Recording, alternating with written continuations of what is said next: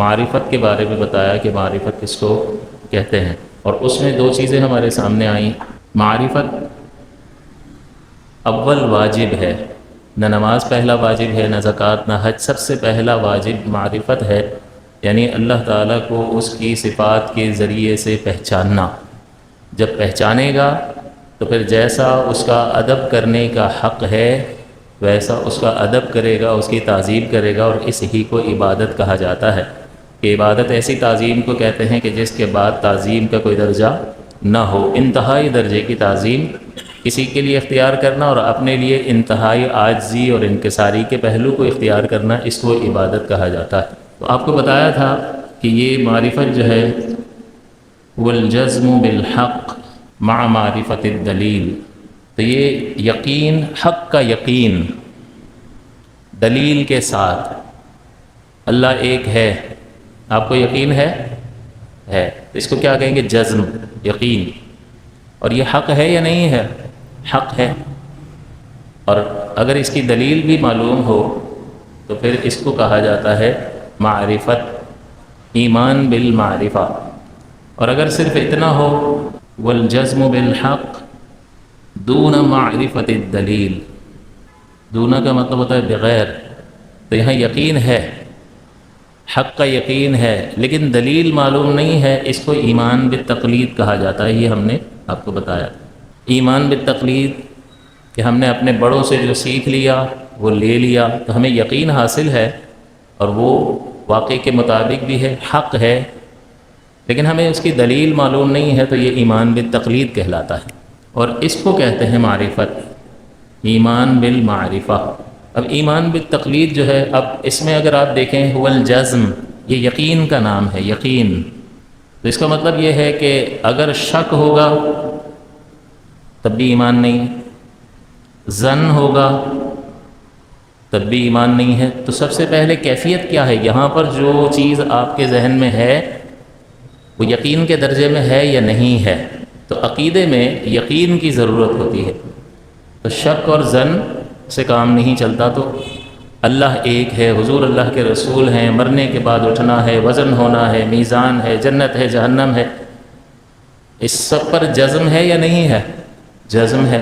تو اگر کوئی شخص کہے کہ بھئی یار 90% تو میں مانتا ہوں کہ جنت ہے، لیکن تھوڑا سا 10% مجھے ڈاؤٹ ہے، بتاؤ یہ ایمان ہوگا؟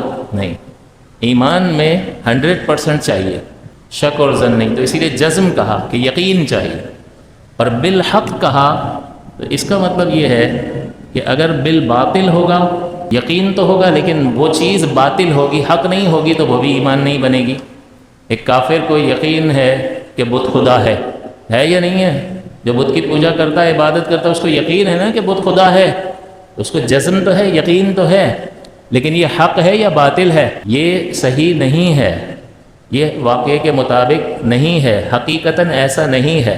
اس کو یقین تو ہے لیکن حق نہیں ہے، بلکہ یہ باطل ہے، لہٰذا یہ ایمان نہیں ہے۔ تو ایمان کب بنے گا؟ کہ یقین ہو، اور وہ جس پر آپ یقین کر رہے ہیں وہ چیز حق ہو، واقعے کے مطابق ہو، حقیقتاً ایسا ہی ہو۔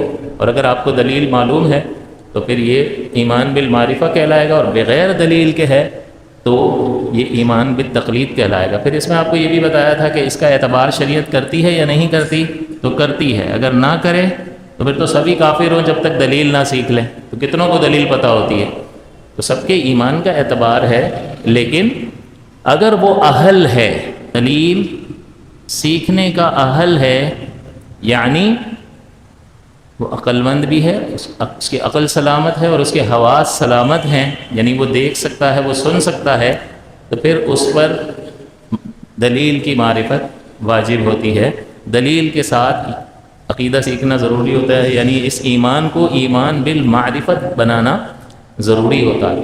تو ہم نے جو اپنے والدین سے صحیح عقیدے لیے، شریعت اس کا اعتبار کرتی ہے، لیکن اگر وہ شخص جس نے والدین سے، اپنے بڑوں سے عقائد سیکھے ہیں، وہ اگر اہلیت رکھتا ہے دلیل سیکھنے کی، تو پھر اس پر دلیل سیکھنا لازم ہے، اور وہ نہیں سیکھے گا تو اللہ کے حکم کی نافرمانی ہوگی، اور پھر اس صورت میں وہ گناہگار ہوگا، یہ معصیت ہے، جیسا کہ میں نے ابھی آیت پڑھی وَعْلَمْ أَنَّهُ لَا إِلَٰهَ إِلَّا اللَّهُ، اور جان تو کہ نہیں ہے کوئی لائق عبادت مگر اللہ، تو جاننے کا کہا ہے، اور جانیں گے کیسے؟ جب انوالو ہوں گے، کسی کے پاس بیٹھیں گے اور سیکھیں گے، تب اس قرآنی حکم پر عمل ہوگا، اور نہیں بیٹھیں گے، نہیں سیکھیں گے، تو پھر وہ شخص جو ہے اس کا ایمان بھی خطرے میں ہے وہ مومن، لیکن کیا اس کو کوئی گمراہ نہیں کر سکتا؟ کیا اس کو کوئی غلط سلط چیزیں بتا کر کفر میں مبتلا نہیں کر سکتا؟ اللہ کے بارے میں، آخرت کے بارے میں شک میں مبتلا نہیں کر سکتا؟ بھئی ایسے بہت سارے واقعات آپ کو مل جائیں گے کہ جس میں معاذ اللہ، فرما معاذ اللہ، اللہ بچانے والا ہے، اور ہم اسی کی پناہ طلب کرتے ہیں کہ لوگوں نے دین چھوڑ دیا، جو ہے خدا کے وجود ہی کا انکار کر دیا، حالانکہ خدا کے وجود کو ماننے والے تھے، لیکن صحیح طریقے سے گہرائی سے چیزوں کو نہیں سیکھا، تو موقع حملہ کرنے والے کو موقع مل گیا اور اس نے حملہ کر دیا، اور اس کا حملہ کامیاب ہو گیا، اور اس کو شک و شبے میں مبتلا کر کر دین سے ہی متنفر کر دیا اور دین کا ہی منکر بنا دیا، اور نقصان الٹیمیٹلی اس ہی کا ہوا۔ تو اگر اہلیت ہے، یعنی وہ سن سکتا ہے اور دیکھ سکتا ہے اور عقل سلامت ہے، تو اس پر یہ علم حاصل کرنا لازم ہوتا ہے۔